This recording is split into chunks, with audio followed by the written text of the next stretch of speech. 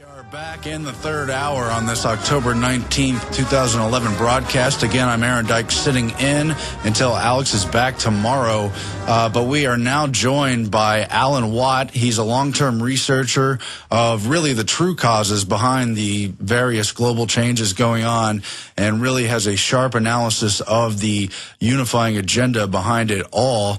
He's also a bit of a Renaissance man. He's done music, poetry, philosophy, written books, and many other items. Alan, thanks for joining us, and welcome to the program. Yes, a pleasure to be back.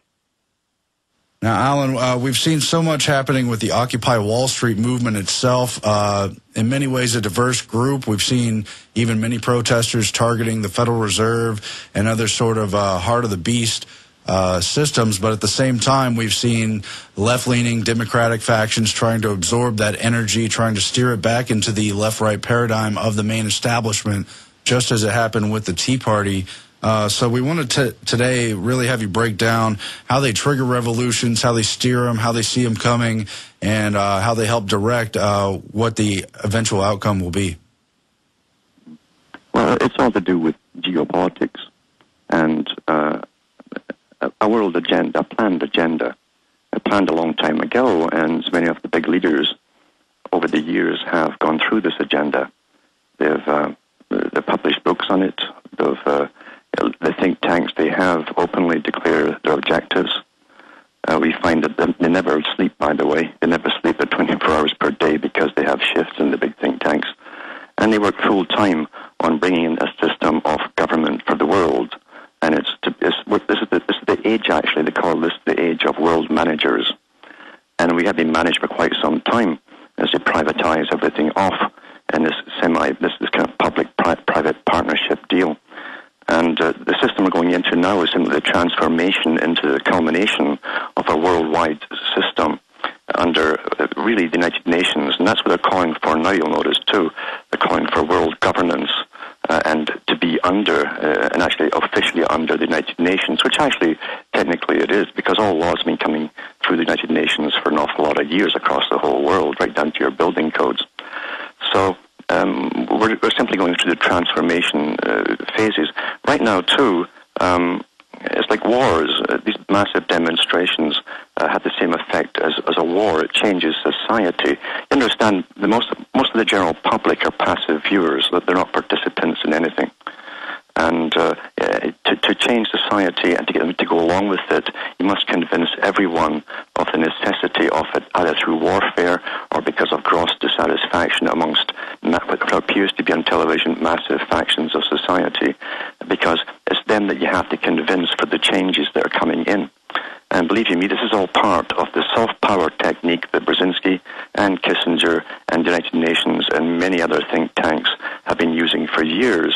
They always start off with soft power. They've said that in the Middle East they would use soft power, sometimes increasing into hard military power when required, which we've watched over the last year or two. So it's our turn now to go through the same transformation into the planned society. The big bankers at the top, the ones who are international moneylenders, have always used geopolitics. They don't sit and wait for something to happen in the future.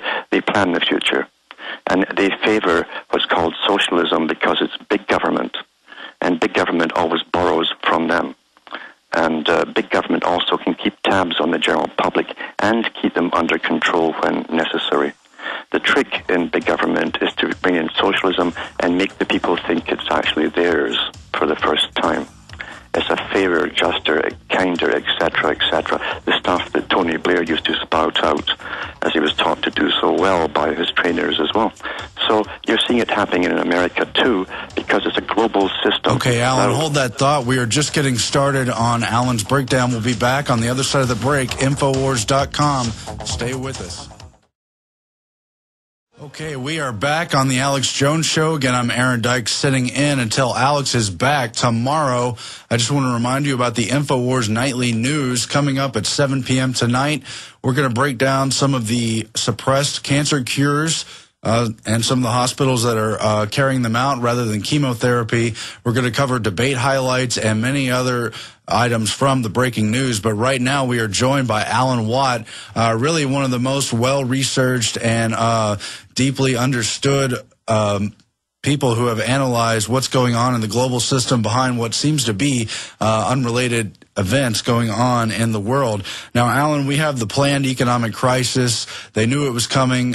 They hedged their bets against it after abusing the system for decades. And now there's sort of this righteous anger that's brewed up, first in the Middle East, in various parts of Europe, and now it's hitting home in America. Help us understand what has been going on behind the scenes of all this. Well, what you've had for years, actually, under the guise of, again, public-private partnerships, are really just a monopoly, a conglomerate of people into energy, taking the energy resources of the world.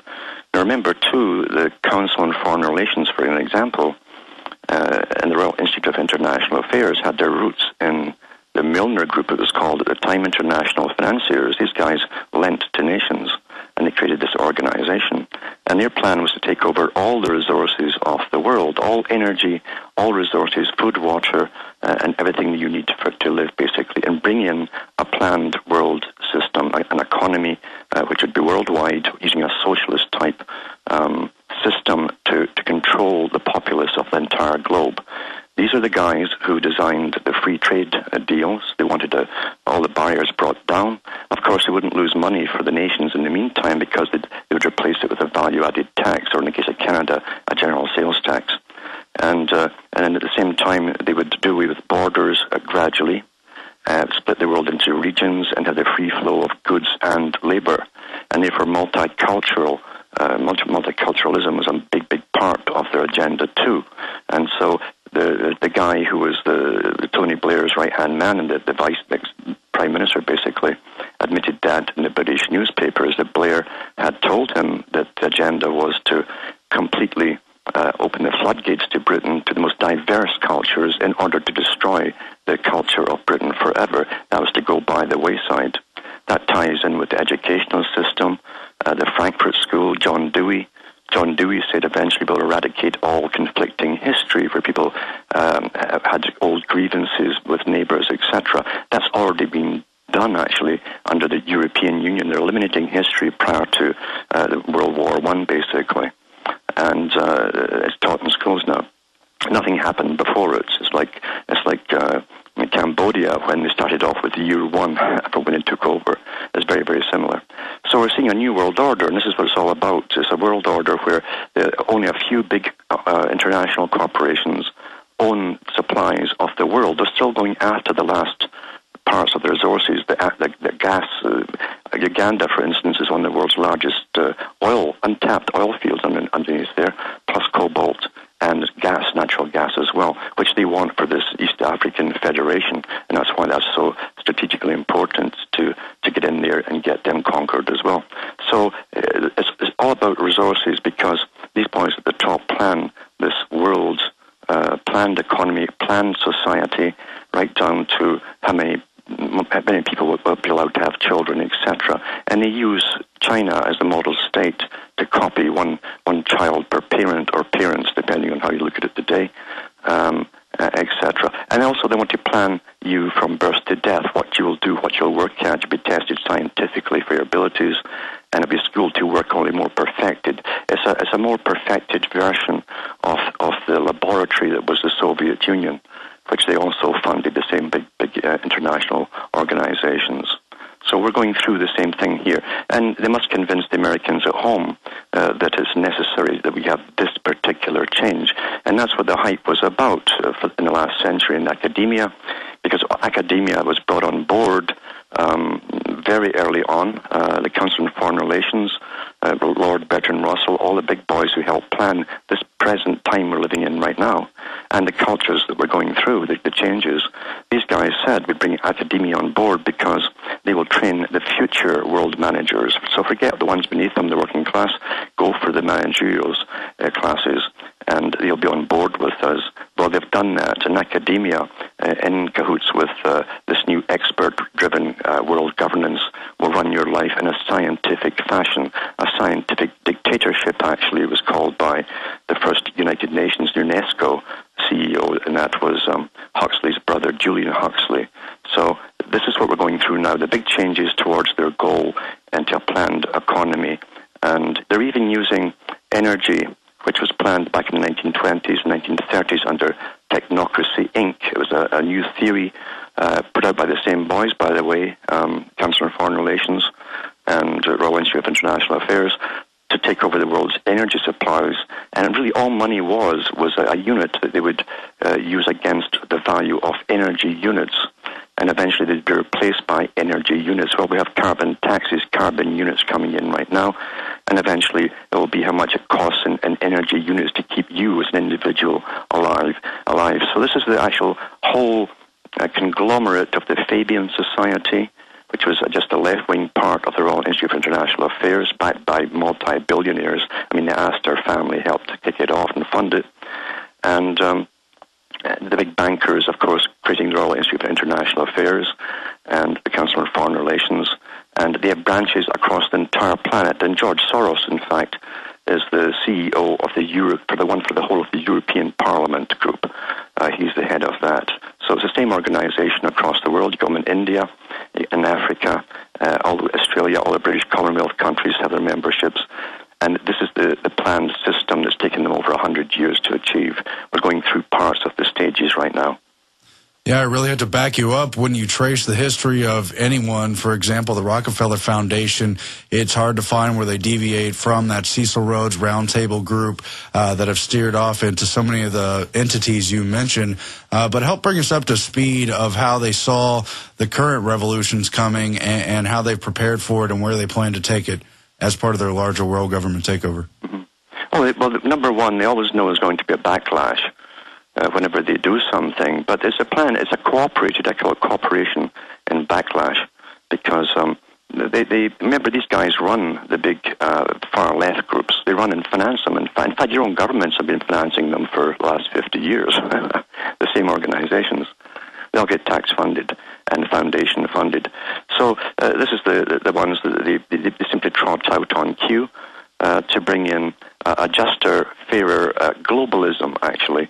If you look at most of these protesters, it isn't just about America. In fact, America's at the bottom of the list.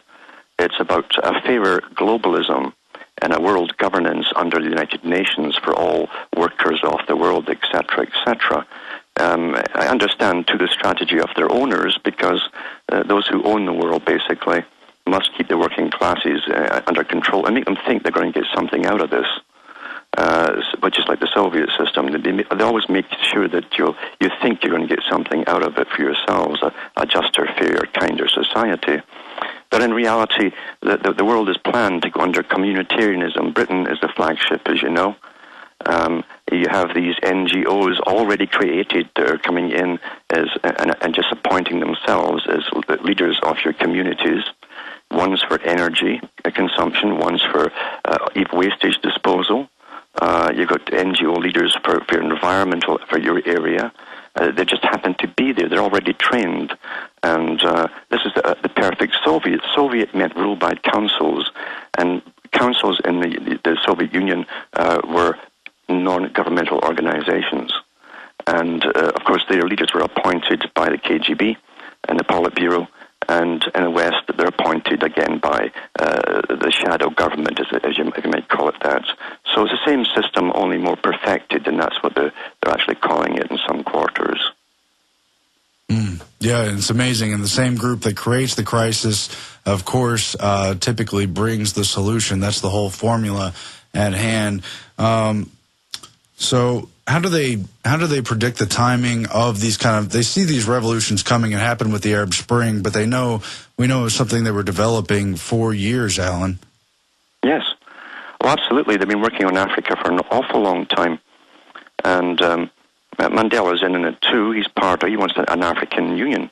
And of course, what they really decided to do is initially started off with regional parts of Africa, unions for each one of them. The United Nations is heavily involved. In fact, all of the Western councillors and bureaucracies are heavily involved too, setting up the State Department's heavily involved too. So they want these regions, and it's all, again, to do with free trade, allowing the big mega corporations in to take control of all energy and mineral resources, everything they can get out of those countries, under the guise of sharing it to the world, the wealth of the world, etc. Then really it's all to pass through the masters of the world who already own the wealth of the world and really consolidate their power over all goods, etc., all necessities of life.